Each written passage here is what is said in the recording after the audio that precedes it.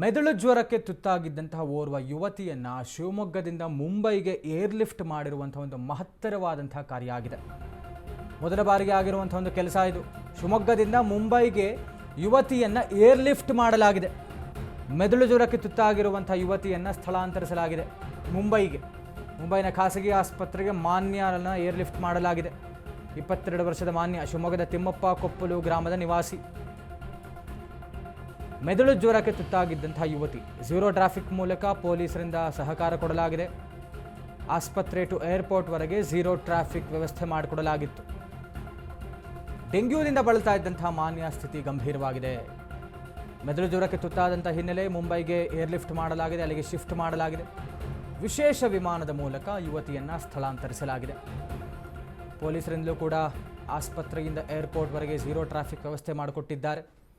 ಮಾನ್ಯ ಡೆಂಗ್ಯೂ ಜ್ವರಕ್ಕೆ ತುತ್ತಾಗಿದ್ದಂತಹ ಯುವತಿ 22 ವರ್ಷದ ಮಾನ್ಯ ಶಿವಮೊಗ್ಗದ ಬಾಲಕಿ ಯುವತಿ.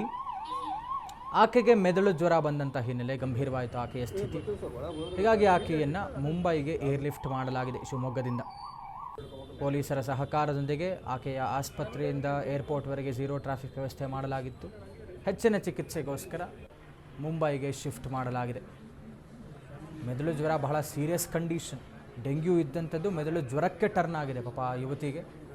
ಹೀಗಾಗಿ ಹೆಚ್ಚಿನ ಚಿಕಿತ್ಸೆ ಅವಶ್ಯಕತೆ ಇದೆ ಅನ್ನುವಂಥ ಕಾರಣಕ್ಕೆ ಮುಂಬೈಗೆ ಕಳಿಸ್ಕೊಡಲಾಗಿರುವಂಥದ್ದು. ಏರ್ಲಿಫ್ಟ್ ಮಾಡಿರುವಂಥದ್ದು ವಿಶೇಷ ವಿಮಾನದ ಮೂಲಕ ಮುಂಬೈಗೆ.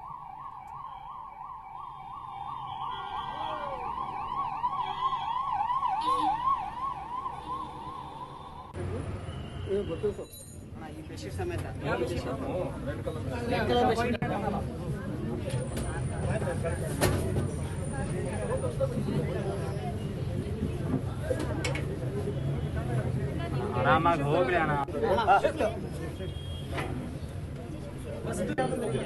ಬಿಡು ಬೈಕ್